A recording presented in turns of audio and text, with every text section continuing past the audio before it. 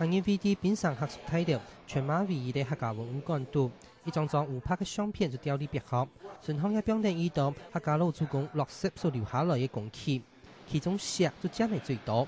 早在1848年，马来半岛发现当多石矿，当多的行业就来到马来西亚业石。客家人基本上，他们维持传统的行业就是细矿啦、做药的啦、当店啦、这个卖布的、卖羊杂的啦。矿场的故里多数都係華人，差唔多清一色都華人。你係客家人？多數客家人。嗰時咧，見到好多所謂水客啊，總嘅來啲就要去拜年上下。一個礦工苦力的，則本水客帶來馬來西亞的時節，人生路不熟，當時要用錢的時節，太普行業為主的當店，就變咗佢哋最接落去嘅店嘅。以前做當店唔同喎，只係當腳叉啦，嗰個 Q 衫褲啊、Q 鞋啊，乜雞佢都當嘅啦。副會長邱成發負責經營嘅榮福當店，因為有當地嘅歷史，不少店嘅都當只看到生意中來來去去，不過在當時有看到華人。一路各種錯嘅機設與動態關係。晚上個華人啊，原來當東小時候都驚人看到，唔可能係小複雜。旁邊一隻門啊，旁邊就一隻重口仔，多數原本看到，啪人家看到，移到旁邊來啦。買煙中意買一件習慣嚟嘅都，有時間拿出當票，好多當票表示我好有錢，按多當票我係幾多資產。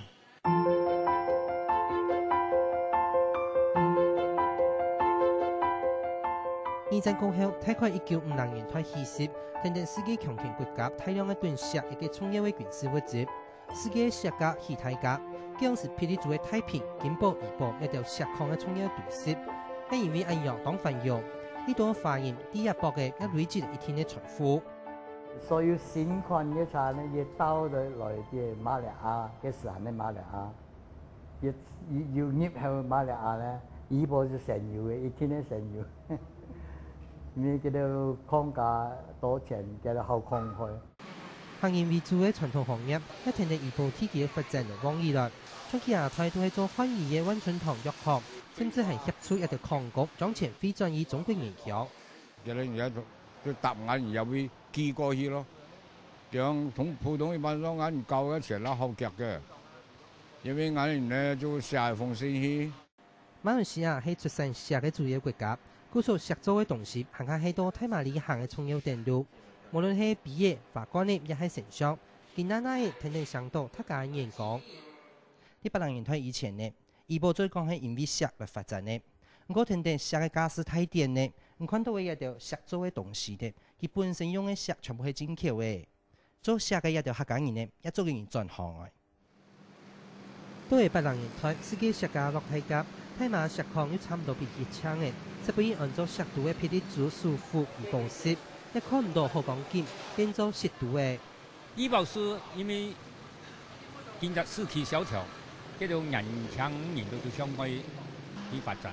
而嗰陣佢按多嘅個別店啊，坐人都退休人士，身份得閒，所以佢嚴查，所以見得幾日可能按多，其實佢哋都係閒人嚟嘅。石礦實係馬來西亞嘅重要經濟來源。一差唔多就係講起太馬行業嘅代名詞，唔過天天時代改變，條牌嘅礦、條牌嘅艱苦、條牌嘅感情，世界只能留啲一張張嘅相片圖，天天嚟上，天天嚟看。下個新聞馮欽山、陳冠冕，馬來西亞採訪報道。